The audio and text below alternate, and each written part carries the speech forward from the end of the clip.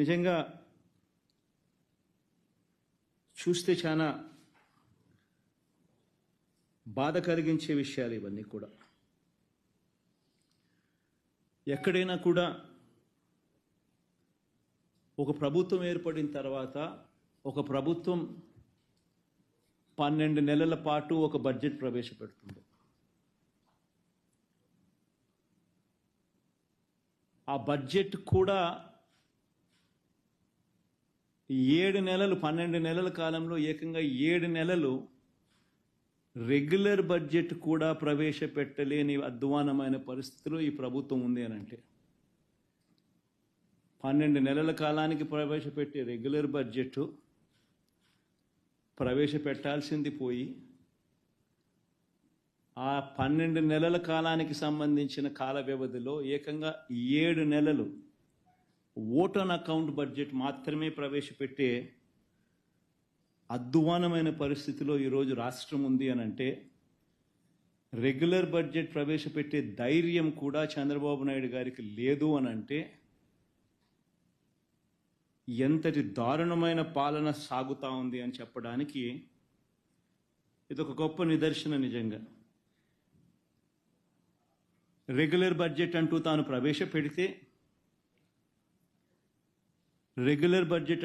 ప్రవేశపెడితే ఆ regular budget ప్రవేశపెట్టేసరికి తాను ఎన్నికల వేళ మోసపూరిత హామీలు ఏదైతే తాను ఇచ్చాడో ఆ హామీలకు సంబంధించిన కేటాయింపులన్నీ కూడా ఆ రెగ్యులర్ బడ్జెట్లో చూపించాలి.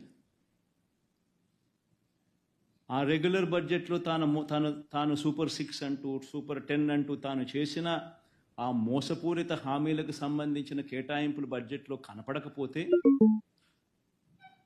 ప్రజలు రోడ్డు మీదకి వస్తారని ప్రజలు గలం విప్పుతారని అని చెప్పి ఏకంగా ఆ పరిస్థితి రాకూడదు అని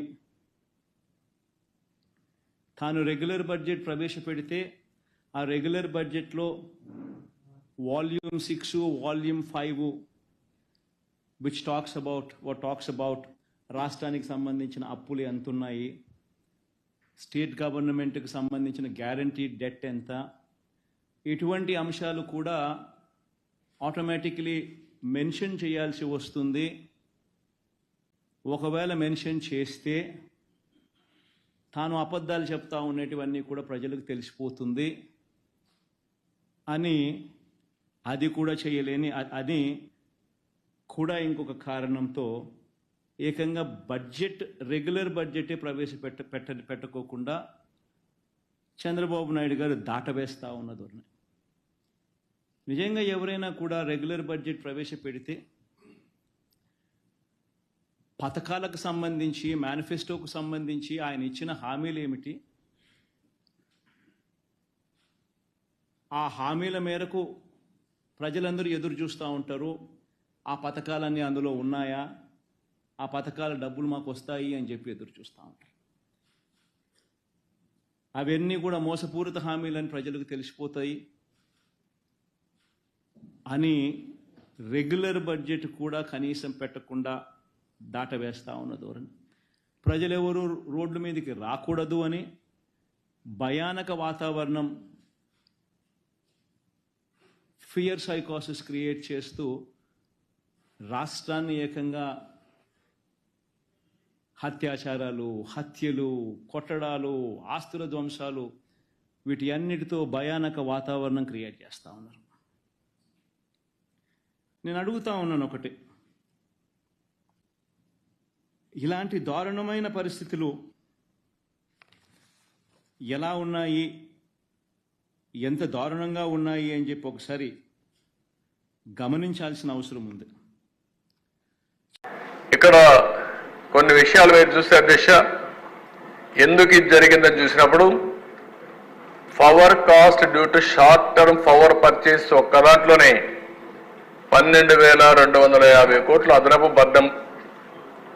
అదనపు బర్డెన్ పడే పరిస్థితి వచ్చింది.